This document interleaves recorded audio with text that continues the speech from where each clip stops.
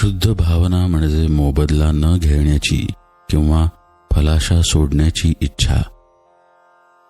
भक्ती ही अशी निरपेक्ष असावी.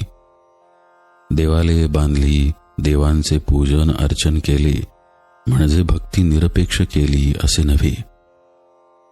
देवाचे करत असताना, जप करत असताना त्यापासून काही हवे आहे असे न वाटले पाहिजे. तुम्ही सर्व लोक भजन पूजन करता, परंतु हे सर्व कसे होऊन बसले आहे? जसे भांडे कुठे ठेवावे, पळी तामण कुठे ठेवावे वगैरे जे शास्त्रात लिहिलेले असते ते सर्व माणूस तोंडाने म्हणत असतो आणि करत असतो, कारण त्यामुळे त्याला कृती करणे सोपे जाते. तसे आपण देवाचे करतो, परंतु ते केवळ केले पाहिजे म्हणून, ती आपल्या घरातील एक प्रथा आहे म्हणून, आपल्याला देव आवडतो म्हणून नव्हे. एक मुलगा होता, त्याला त्याच्या वडिलांची पत्रे येत असत. तो पत्र वाची आणि देव्हाऱ्यात ठेवून देई. दुसरे पत्र आले की ते वाची आणि मागले पत्र काढून टाकी. एकदा वडिलांनी 25 रुपये मागितले. मुलाने ते पत्र वाचले आणि नेहमीप्रमाणे पूजेत नेऊन ठेवले. नंतर काही दिवसांनी वडिलांकडून एक गृहस्थ आला आणि म्हणाला, तुला तुझ्या वडिलांचे पत्र मिळाले का? त्यावर तो म्हणाला, हो. अरे मग पैसे का नाही पाठवलेस वडिलांना? त्या गृहस्थाने विचारले. त्यावर तो म्हणाला, तेवढेच राहिले बघा. तसे आपले होते. आपण कृती करतो, पूज्यभाव वगैरे ठेवतो, परंतु सद्गुरूने सांगितलेले तेवढे करीत नाही.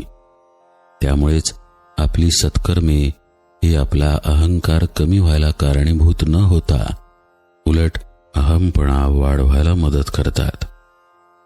म्हणून सद्गुरूने सांगितलेले साधनच आपण प्रामाणिकपणे संशयरहित होऊन करावे.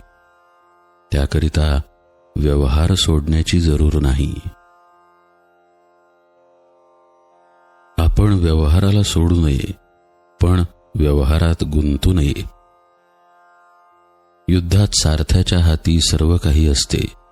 तो लगाम हाती घेऊन जागृतपणे उभा असतो आणि योग्य वाटेल तिथे रथ नेऊन उभा करतो.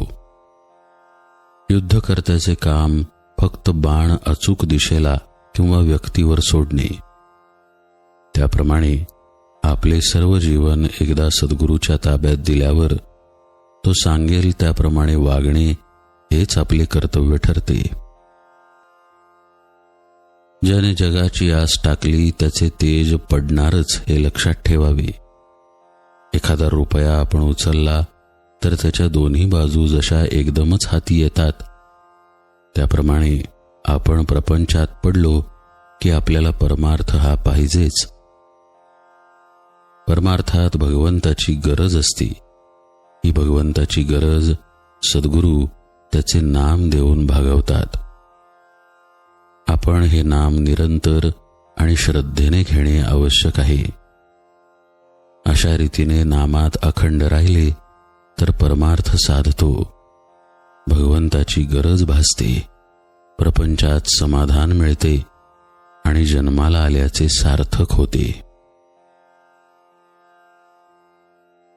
गुरूवर विश्वास ठेवून चिकाटीने व आवडीने नाम